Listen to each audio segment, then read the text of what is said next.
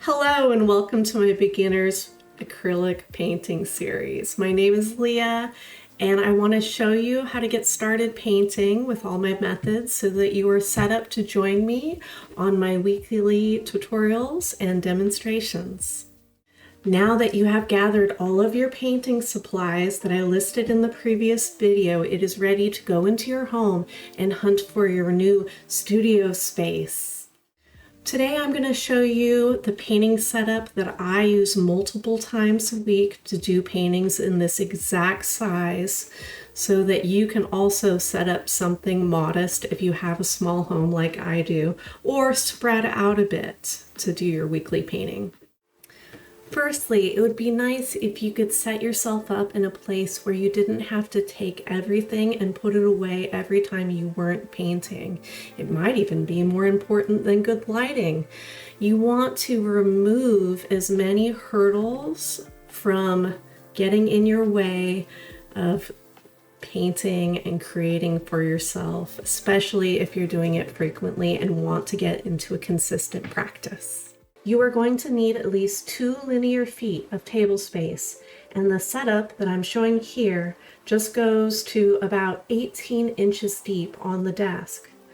Depending on what type of furniture you're working on, you may want to put down some sort of protective covering, whether it be an old tablecloth or paper or old magazines. As long as it's not distracting and loose, then that'll work just fine.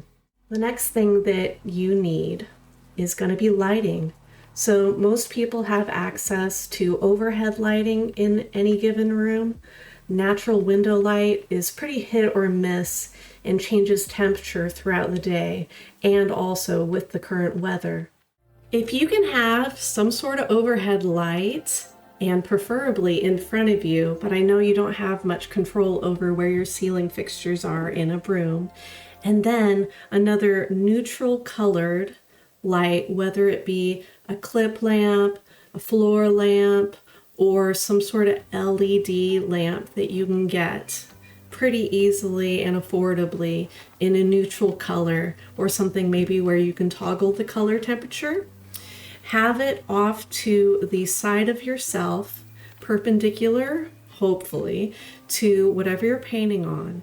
And that will help diffuse any shadows that are cast from your body, from your hand, and from your paintbrush, removing that distraction of a hard line shadow.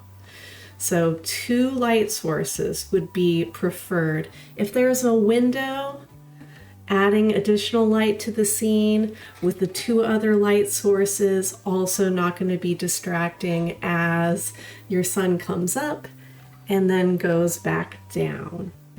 When you have the space and the light all handled, then you can lay out the items that you amassed from the previous video. I have this set up for a right-handed person. If you don't have an easel for your paper block, it's not really necessary.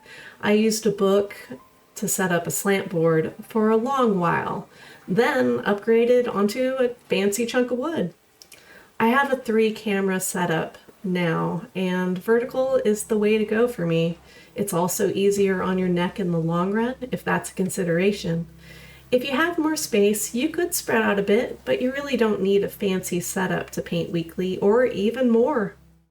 Now that you have acquired all your painting materials and have set up a nice space for yourself, you are on your way to join me for my next demonstration. My beginner series has 3 more episodes, so I hope you join me for my next in the series where I explain some of my techniques and brush strokes that I reference quite frequently in my tutorials. So until next time, happy painting.